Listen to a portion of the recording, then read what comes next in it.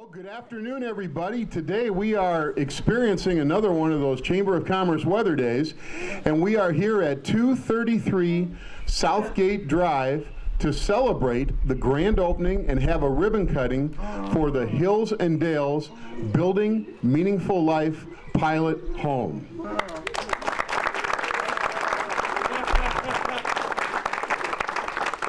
My name is Bob Peacock, and let me see if I get this right. I'm the immediate past chair of the Chamber of Commerce. Made sure that rolled off okay. And however, we do have the chair of the board here with us today, too. We have John Talent, who is the chair of the Chamber of Commerce Board. Thank you, John, for stopping by.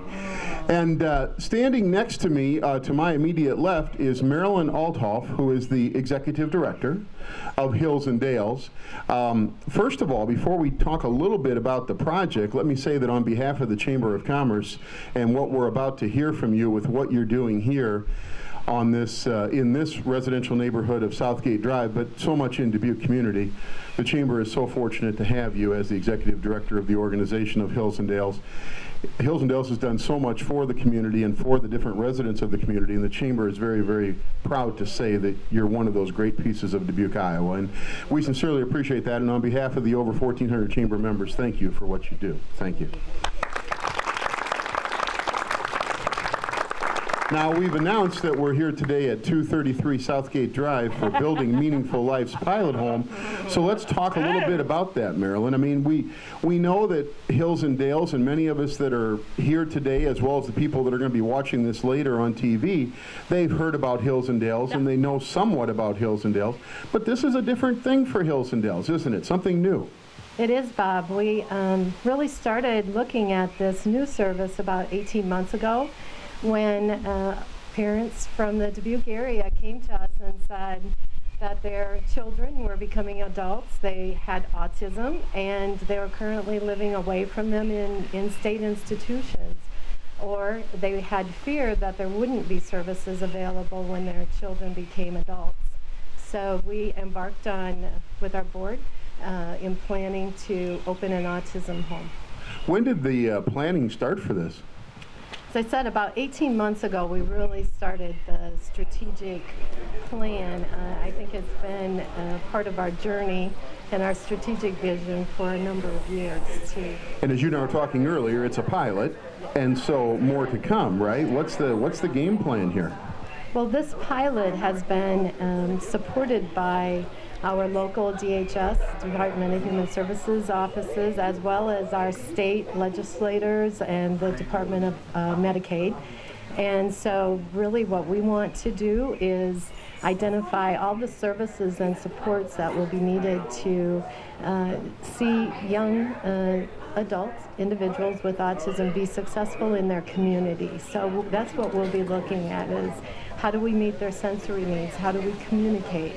How do we support them to have a meaningful life? So for people watching, for other members of the business community, how can they help Hills and Dales in this project? Well, of course, foundation and donations are always very welcome. Our recent annual appeal raised over $50,000 for and in support of this program, and we'll continue to raise money in supporting the new service. It probably all will not be covered under our regular revenue streams. So if somebody wanted to get involved at that point, how do they contact you at Hills and Dales? Well, we have a website that you can donate on, and it's www.hillsdales.org. Or, of course, you can contact our development department at 556-7878.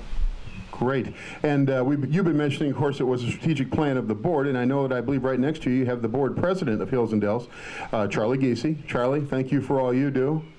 And also, we have Dr. Eric Foy, who's the president of the Jamie Barwick Foundation. Is that correct? Correct. So, two individuals that have really made this happen, which we're very, very pleased to be able to have with us here today. Well, in addition to saying thank you on behalf of the Chamber, we do have some people from the City Council of Dubuque as well as the County Supervisors. I'd like to bring forward first Joyce Connors from the Dubuque City Council to say a few comments. Joyce? Thank you, Bob. Marilyn and Charlie and Eric, what a pleasure this is for me. I serve on the board at Hills and Dales, and so I know how much work has gone into this. And you know, you're wonderful at what you do. You surround yourself with a really good staff and a strong boards. And so anyway, on behalf of Mayor Buell and the rest of my colleagues on the City Council, I just want to say thank you for jumping into this. You know, the thing that I admire most about Hills and Dales is that you identify needs in this community, and then you just get it done. Now, I make it sound real simple, and I know that it's not, but you work really hard, you and your staff and the boards, to get it done. So I have no doubt that this will be successful and that there'll be more to come, because I know there's a great need. So our best wishes on this, our hearty thank you for taking that leap and providing a real service that's needed in this community. Thanks. Well, thank you, Joyce. And even though we're at 233 Southgate Drive and we say it's in the city of Dubuque, the city of Dubuque's in the county of Dubuque. And so we've always had great representation at the ribbon cuttings from the County Board of Supervisors in the name of the chair of the County Board of Supervisors, Wayne Demmer. And he'd like to say a few words. Wayne? Thank you, Bob. Marilyn, Charlie, and Eric, I too want to congratulate you guys. You know, this, what you talked about 18 months ago, that Dubuque County was being part of this, and the need, and there wasn't any, and that's what we were serving with one child who was in another state.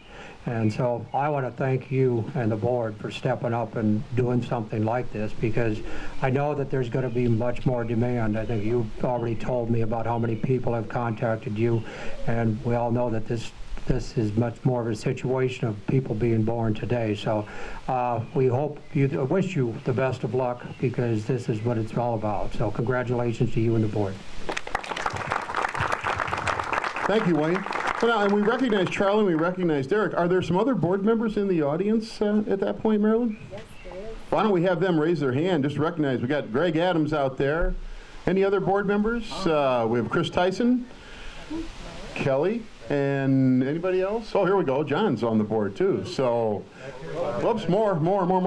Oh, I'm sorry, Molly Grover and Dan. Well, good. So we got all kinds of board members here today. That's great on a great day like today. So, well, we also have our sea of red behind us, as you can see, the ambassadors, the Goodwill Arm of the Dubuque Area Chamber of Commerce, and representing the Goodwill Arm today is John Donovan. John? Thank you, Bob. Marilyn, I had an opportunity to walk around the house a little bit before this ceremony. What a beautiful facility this is, and it's just going to be great for the folks that are going to live here, that they can live, and this is a great neighborhood. I live less than a mile away, and so I know how quiet it is and what a great place for them to come and live and be part of a neighborhood, and I'm sure that's the intent. We are here today as the representatives from the Chamber. This ribbon cutting has been on the digital billboard, courtesy of Lamar Advertising. The 4 radio stations of Radio Dubuque and Queen Bee have been announcing it for you. The video that's being taken and the stills that Damien are going to take are going to be on the Chamber website, and we're also going to send you a YouTube link so you can put it on the Hills and Dales website and let people know of this facility. Excuse me, because I know that they'll take some pictures of the inside as well, so it'll be more than just the outside. This will also be in Julian's Journal.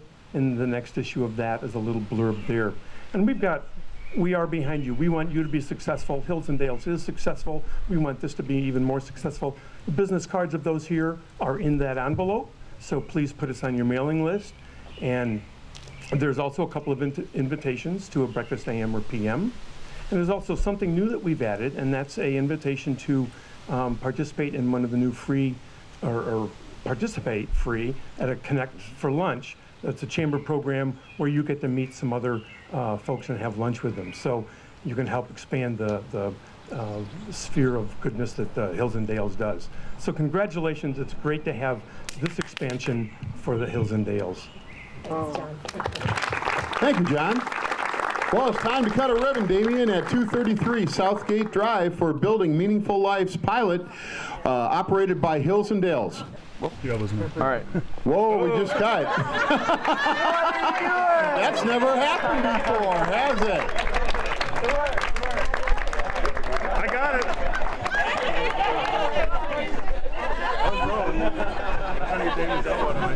We'll just finish up on this, then we'll say congratulations to Building Meaningful Lives pilot project operated by Hills and Dales at 233 Southgate Drive. Congratulations, Hills and Dales.